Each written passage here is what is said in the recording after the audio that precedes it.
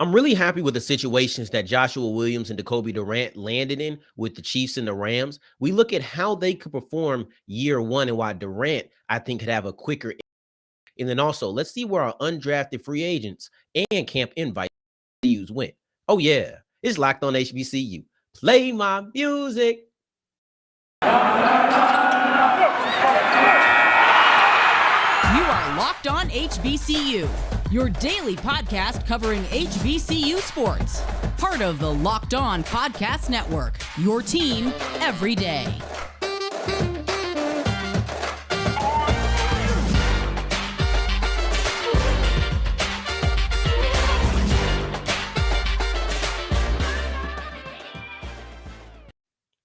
What's going on, family? Welcome back to another episode of the Locked On HBCU podcast, your number one daily one-stop shop for everything HBCU athletics, Monday through Friday, part of the Locked On Podcast Network, your team every day. And I, of course, am Darian Gray, a.k.a. the Mouth of the South, Texas Southern alum and former Herald Sports editor. Thank you for going on this journey with me, making Locked On HBCU of the day every day. And the journey doesn't stop after the microphone is turned off. If you're looking for me, you can find me on Twitter at South Exclusives. Y'all know that I love talking with you. So go ahead and DM me or tweet me. Does not matter. I just want to hear what you have to say, especially on this topic here. I believe that Joshua Williams and Decobie Durant landed in absolutely phenomenal situations. See, having the draft. I'm talking about both of these guys. When it comes to having the draft, there's two wheres in my mind. It's where did you get drafted as far as placement? And then it's where did you get drafted as far as location, the team. And both of these situations are very good.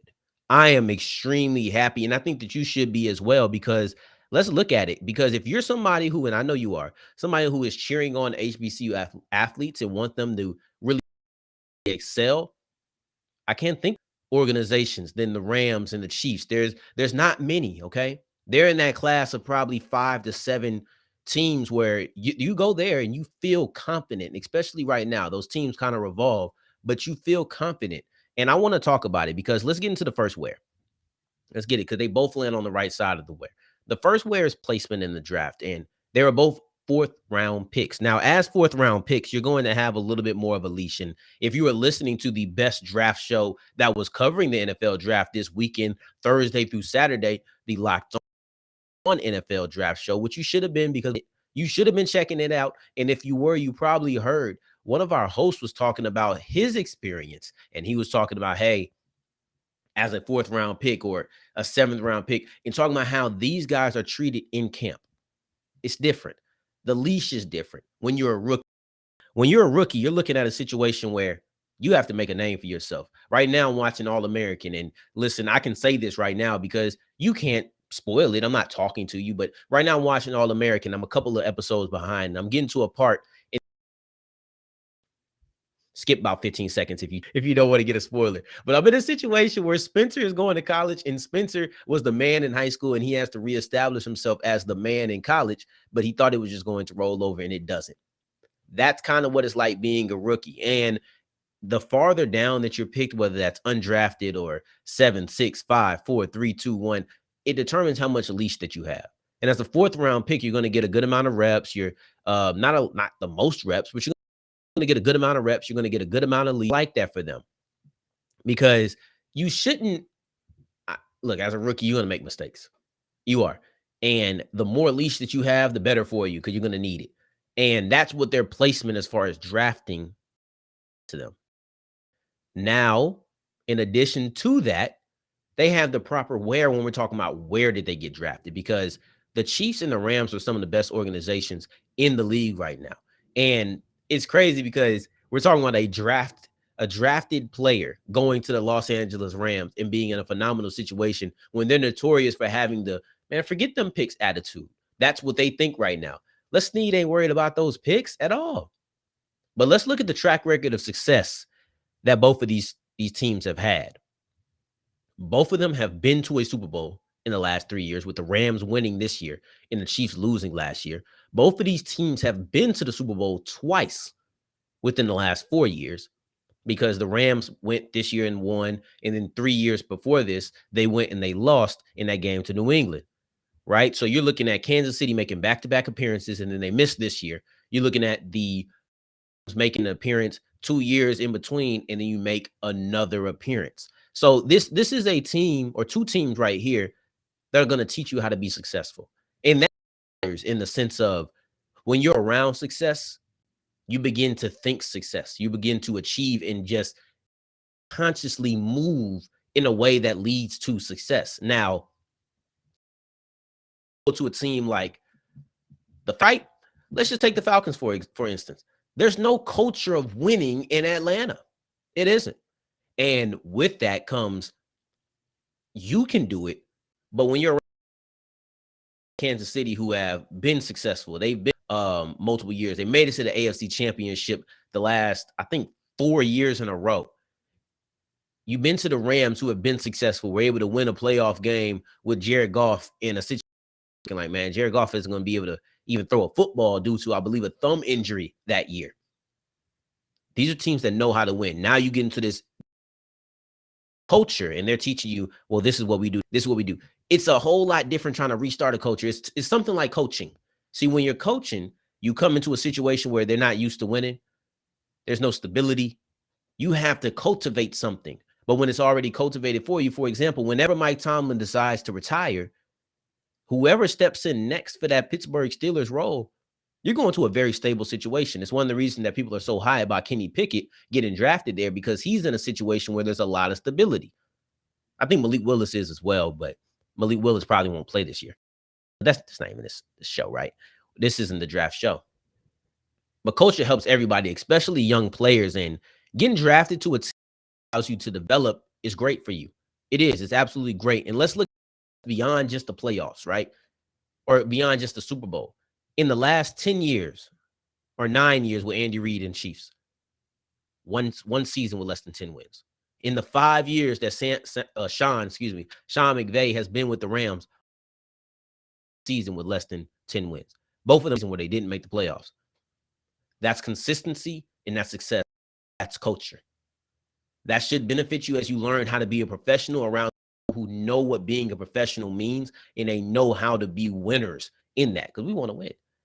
So now we should be able to see our HBCU athletes on some big stages. We should be able to see Joshua Williams and Decobie Durant playing. But I think that Durant is going to actually have a bigger impact quicker for his team. I'm going to tell you why when we discuss what to expect for Joshua Williams and Decobie Durant.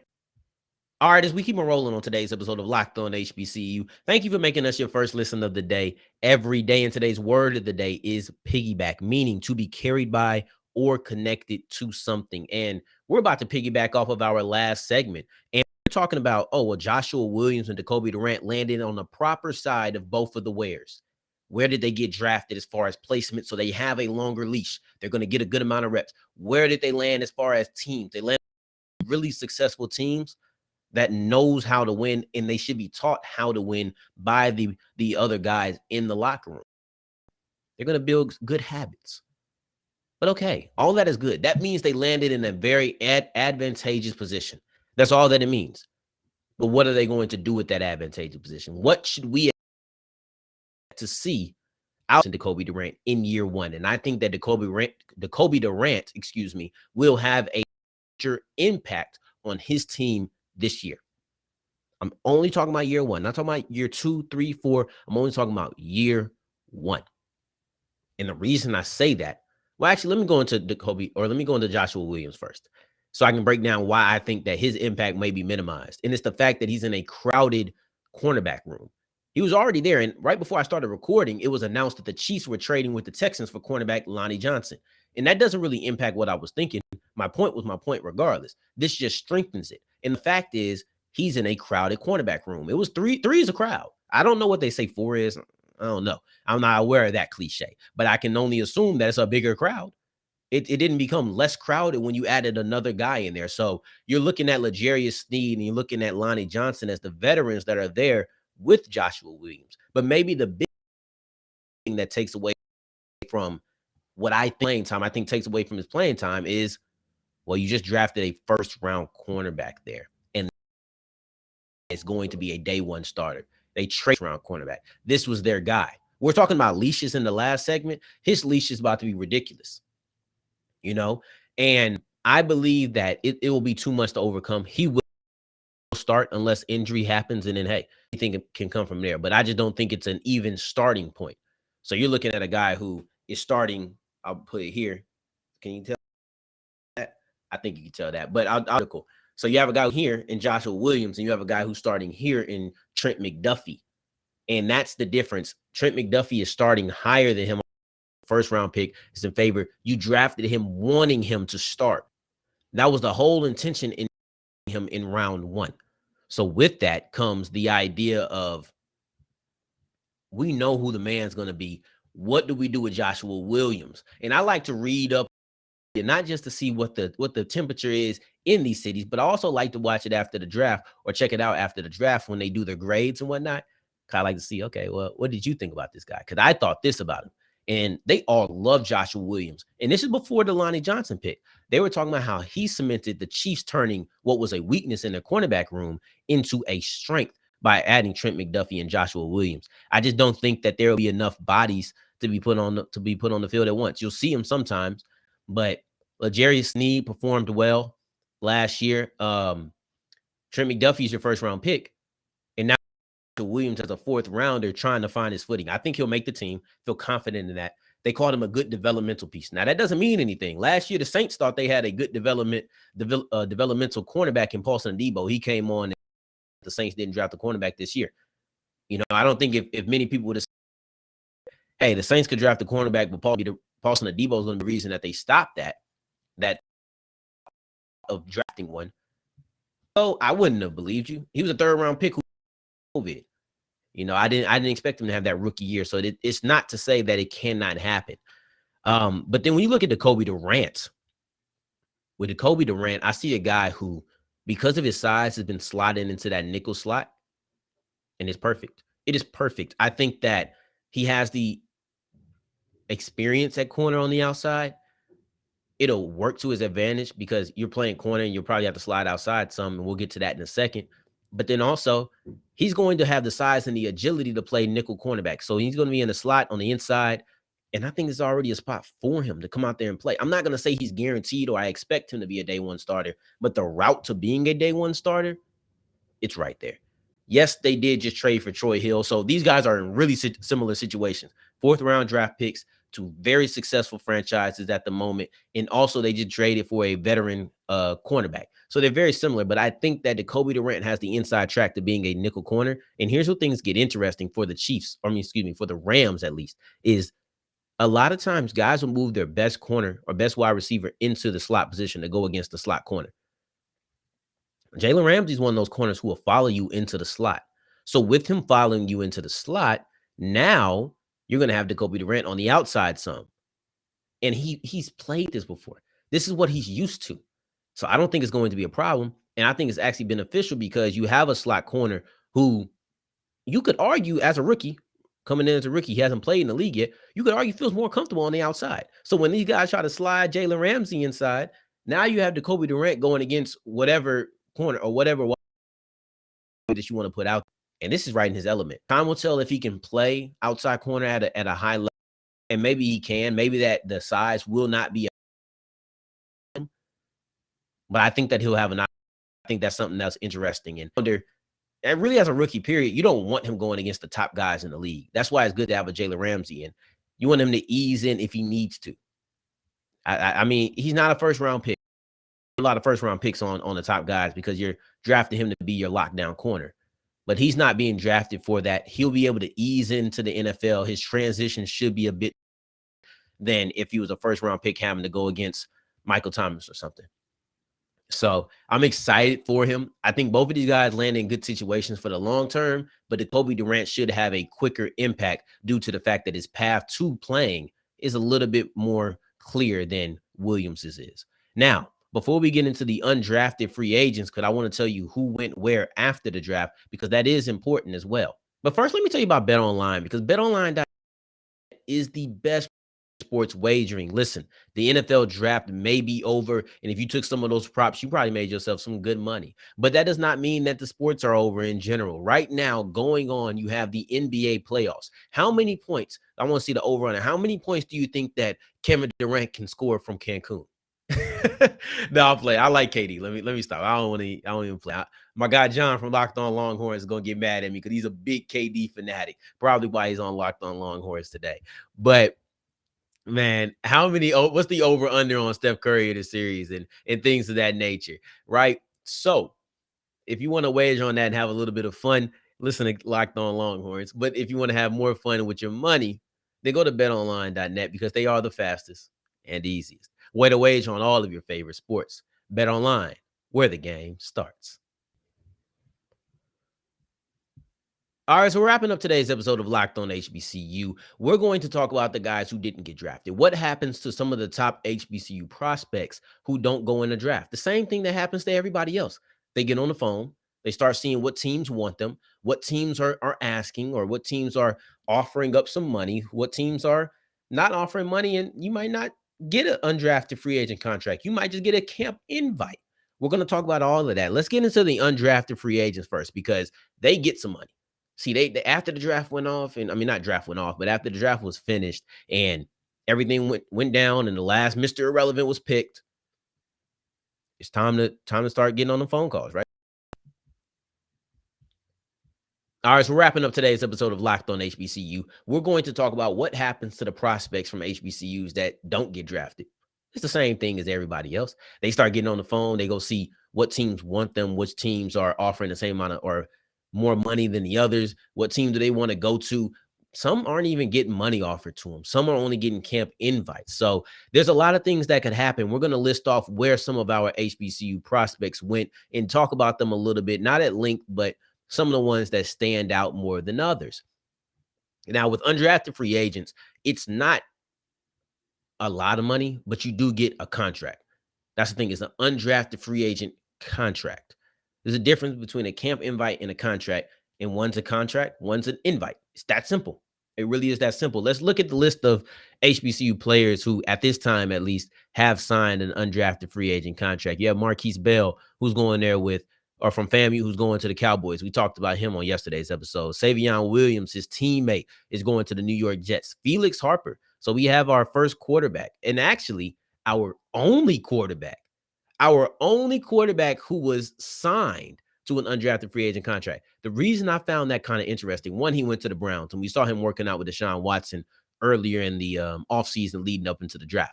But I thought that was interesting because there's been a lot of talk about Aqeel Glass. Rightfully so. Two-time Black National Player of the Year. He's well-deserved all of the praise that we give him.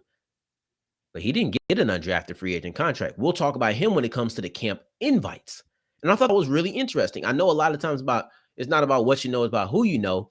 But to a certain extent, this does speak about how people view Felix Harper. Yes, does the fact that he was training with Deshaun Watson possibly play a part in why he got picked up with the Browns? Yes, but he had to be talented. I don't think, first off, if Deshaun did vouch for him, which I assume he did, Deshaun ain't vouching for no scrub. He not. So it speaks volumes, but it also is like, he was able to get that invite, or he was able to get that contract instead of an invite, and Glass didn't. I'm not saying what it means, but it means something. I'll leave that open to interpretation, right? Let's continue with the list. Ron Hunt out of North Carolina A&T. He went to the New York Jets. Sorry, Felix Harper is out of Alcorn State. Al Young went to Jackson State, and now he's going to the Giants. Deshaun Dixon out of Norfolk State is going to the Jacksonville Jaguars, and Shamar Bridges, a friend of the show from Fort Valley State, is going to the Baltimore Ravens. And you got two people in New York, or three people in New York, and you see that the Jets signed more than anybody. They had Savion Williams and then also had Ron Hunt. So you have one on the defensive line and then also another in the backfield, or excuse me, another one in the receiving core. And when you look at this, you have Al Young at defensive back, but that's it. So that brings a total of, and Marquise Bell. So you bring that to a total of 4 defensive backs who were either drafted or signed. And then the next closest position would be the wide receiver, because you had 2 wide receivers and you didn't have any offensive linemen. Well, I don't know. James Houston's kind of weird. I don't know where I put him, but He's an edge rusher slash drop back linebacker. We'll see what he plays in the league. But Savion Williams and Deshaun Dixon. So you see it's heavy defense for the HBCUs. Other than Carter and then Hunt, that's it. And then Harper, you got those three offensive players, but it's not many when you measure it up. Now, the list begins to grow. Right there, you have 8 guys who were drafted, or excuse me, you have 8 guys who were undrafted free agents, in addition to the 4 guys who were actually drafted. That's 12. Even when I was talking about success, I think I said like 15 guys landing on a roster. It's not hitting that threshold.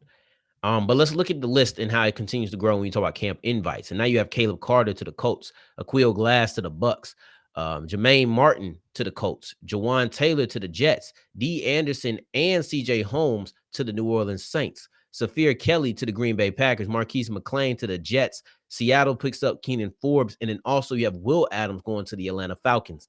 Listen, Will, whatever I said about the Falcons earlier and the culture and whatnot, I hope you can get past that. I like you Virginia State HBCU guy. I'm rooting for you. I'm 100% rooting for you. But listen, I can't help but talk trash about the Falcons. It's just the Saints in me. It's not my fault. I was born this way. You understand? But you have a lot of players who were either drafted free agents or camp invites. It's going to be a much steeper hill for camp invites to climb because it's rookie mini camps. It's only like 2 to 3 days for you to really make your impression. Say, hey, you're not only going to be competing with the draft picks, you're also going to be competing with the guys who were undrafted but basically placed above you. They're not all from HBCUs. They're not all D1. Some are D2. But there's guys who are undrafted free agents, and naturally the team prioritized them by giving them a contract over you who only got an invite. It doesn't make it impossible, but it does make it a steep hill to climb. Now, we'll continue to track their progress, and we'll talk about that we'll continue to track their progress as the time goes on. So that's why you need to continue making us your first listen of the day. We'll continue to track their progress as they go forward and as minicamp rolls around and whatnot. So if you want to see how they're doing and updates for that, make us your first listen of the day every day. Now, for your second listen of the day, we have a lot of conference shows that you guys need to go check out. We have Locked On Big 12. We have Locked On ACC with a good friend of the show, Candace Cooper. Always show love to her. We got Chris Gordy at Locked On SEC. Got Spencer McLaughlin at Locked On Pac-12. There's so many things. You got the Power 5. You got 4 of them there. You got 4 of the Power 5 conferences that we have conference shows for. You're not going to want to miss it. It is great content because it's Locked On content. It's just that simple, really. And if you're looking for me, you can find me on Twitter at South Exclusives. In the meantime, in between time, until the next time that we hear each other, family, take care, stay blessed. Peace.